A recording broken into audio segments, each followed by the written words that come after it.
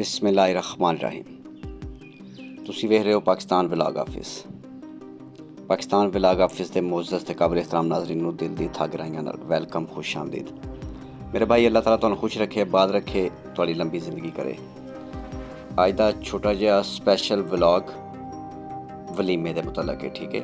तुहानूं असीं मेहंदी, बरात, पूरी शादी दिखाई है, शादी दी तैयारियां दिखाइयां।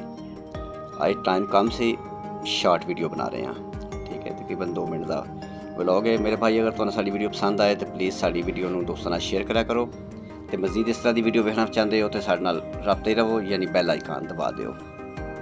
ते सामने तुहाडे सारा फंक्शन चल रहा है वलीमे का।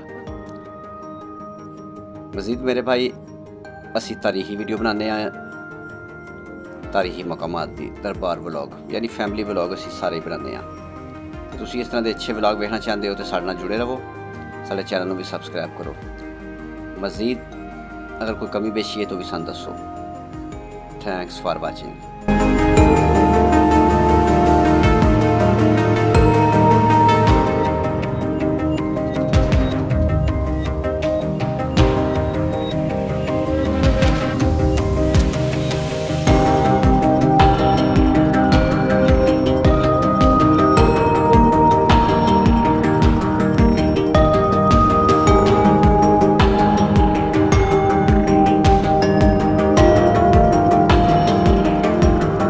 अज का छोटा जिहा खूबसूरत जिहा व्लॉग, तुहानूं यह व्लॉग कैसा लगा? तुसीं सामने देख रहे हो कि साड़ी ड्यूटी लग गई है पैसे इकट्ठे करने ते। इहदी वजह तो टाइम कम सी ते वीडियो बहुत कम बनी है।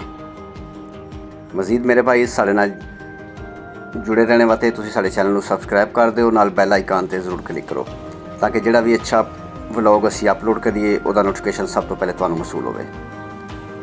मज़ीद मेरे भाई खाना आ गया है, खाना इंजॉय करो। नेक्स्ट वीडियो तक अपना ते अपनी फैमिली का ख्याल रखो। खुदा हाफिज़।